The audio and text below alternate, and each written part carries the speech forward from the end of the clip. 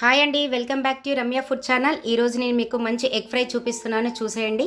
ముందుగా ఎగ్స్ని బాయిల్ చేసుకొని నేను చూపించే విధంగా స్లైస్గా కట్ చేసి పెట్టుకోండి. అన్నీ ఒకే షేప్లో కట్ చేసుకోండి. ఎగ్స్ని ఇలా కట్ చేసుకున్న ఎగ్స్ పక్కన పెట్టుకొని ఒక ప్యాన్ పెట్టుకొని స్టవ్ వెలిగించి ప్యాన్ హీట్ అయిన తర్వాత 1 టేబుల్ స్పూన్ ఆయిల్ వేసుకోవాలి. ఇవి లైట్గా మనకు బ్రౌన్ కలర్ వచ్చేంత వరకు వేయించుకోవాలండి. వేయించుకొని ఫ్రై చేస్తేనే ఎగ్ ఫ్రై చాలా టేస్టీగా ఉంటుంది. డైరెక్ట్ కన్నా మీరు ఇలా ఫస్ట్ ఫ్రై చేసిన తర్వాత ట్రై చేయండి. ఎగ్ ఫ్రై చాలా టేస్టీగా వస్తుంది. ఇలా ముందు ప్యాన్ని అటు ఇటు కొద్దిగా కదపండి. అన్ని ఎగ్స్ కదులుతున్నాయి కదా, ఇప్పుడు మనము గరిటె పెట్టి ఒక్కొక్కటి నిదానంగా తిప్పుకోండి.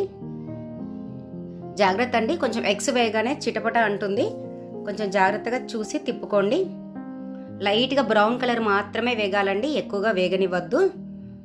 ఇవి 5 నిమిషాలు వేగిన తర్వాత కొద్దియంత కారం, అలాగే కొద్దియంత ఉప్పు, కొద్దియంత ధనియాల పౌడర్, ఈ 3 వేసి ఒక 5 మినిట్స్ మంటని స్లిమ్లో పెట్టి వేయించండి. మీకు అవైలబుల్గా ఉంటే మిరియాల పొడి కూడా వేసుకోండి, చాలా టేస్టీగా ఉంటుంది. ఇవి ఇలాగే తినేసేయొచ్చండి. కాకపోతే ఇంకొంచెం దీన్ని మనము ఉల్లిపాయలు ఇట్లా వేసి చేస్తే చాలా టేస్టీగా ఉంటుంది. ఇలా అయితే డైరెక్ట్ పీసెస్ తినేయొచ్చు. సో మనం ఫ్రై చేస్తాం కాబట్టి రైస్లోకి చాలా టేస్టీగా ఉంటుంది, చపాతీలో కూడా చాలా టేస్టీగా ఉంటుంది. మీకు ఇంకేమైనా రెసిపీస్ కావాలంటే నాకు మళ్ళీ కామెంట్ సెక్షన్లో మెన్షన్ చేయండి, ఎగ్ రెసిపీస్. మీకేమైనా తెలిసిన కొత్త రెసిపీస్ కూడా నాకు చెప్పండి. ఇలా లైట్గా జస్ట్ షేక్ చేయండి. ఒక 5 మినిట్స్ మాత్రమే మంటని సిమ్లో పెట్టి చేసుకోండి. ఇప్పుడు స్టవ్ ఆఫ్ చేద్దామండి. వేగాయి కదా 5 మినిట్స్. స్టవ్ ఆఫ్ చేసి పక్కన పెట్టుకొని మరొక బాణీ పెట్టి స్టవ్ వెలిగించి బాణీ హీట్ అయ్యాక ఆయిల్ వేసుకోండి. కొంచెం ఆయిల్ ఎక్కువగానే పడుతుంది. ఆయిల్ వేసుకోండి. కొద్దియంత దాల్చిన చెక్క, 3 లవంగాలు, 1 ఇలాచీ అండి. చాలండి, స్పైసీ ఎక్కువగా అవసరం లేదు, ఫ్రై అన్నాను కాబట్టి. మైల్డ్ స్పైసీ ఉంటేనే చాలా టేస్టీ ఉంటుందండి. ఇందులో కొద్దియంత జీలకర్ర, ఆవాలు, మినపప్పు, ఇవి లైట్ బ్రౌన్ కలర్ వచ్చేంత వరకు వేయించుకొని ముందుగా కట్ చేసి పెట్టుకున్న ఒక పెద్ద సైజు ఆనియను, ఒక 4 పచ్చిమిర్చిని స్లైస్గా కట్ చేసి వేసుకోవాలి. ఇందులోకి ఆనియన్స్ పొడుగ్గా కట్ చేసినవి మాత్రమే వాడండి.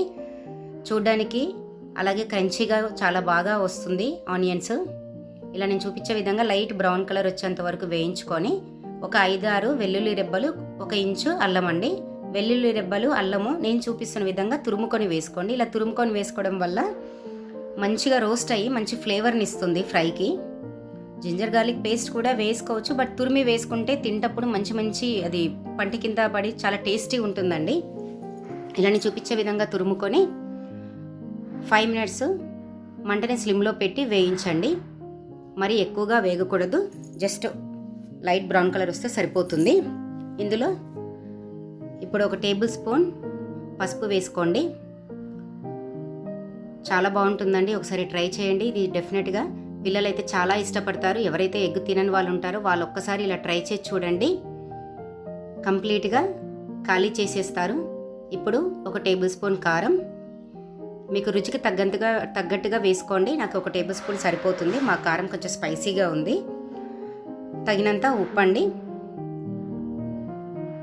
బాగా 1 నిమిషం కలుపుకున్నాక మనం ముందుగా రోస్ట్ చేసి పెట్టుకున్న ఎగ్స్ని కూడా వేసి కొంచెం గరిటెతో నిదానంగా కలుపుకోవాలి. ఇలా చూపిస్తే ఎక్కువగా కలపకండి, మామూలుగా డైరెక్ట్గా ఇలా కింద నుంచి కలుపుతూ ఉండాలి, లేదంటే విరిగిపోతాయి. కలుపుకొని మూత పెట్టేసుకోండి. 5 మినిట్స్ మంటని స్లిమ్లో పెట్టి వేయించండి. చూసారు కదా, బాగా వేగుతుంది. ఇప్పుడు కరివేపాకండి, ఇదే టైంలో వేసుకోవాలండి, ఫస్ట్ వేసుకోకూడదు. ఇప్పుడు వేసుకుంటే ఆ కరివేపాకు ఫ్లేవరు చాలా బాగుంటుందండి ఫ్రైకి.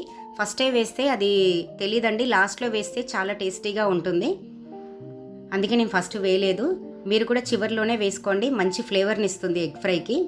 మరొకసారి కలుపుకొని మూత పెట్టుకొని మరొక 5 నిమిషాలు స్లిమ్లో మాత్రమే వేయించాలి. చూసారు కదా, ఇప్పుడు ఫైనల్గా కొద్దియంత ధనియాల పౌడర్, కొద్దింత గరం మసాలా కూడానండి. గరం మసాలా స్కిప్ అయిపోయింది. చూసారు కదా, వేడివేడిగా ఎగ్ ఫ్రై రెడీ అయిపోయిందండి. నా వీడియో కనుక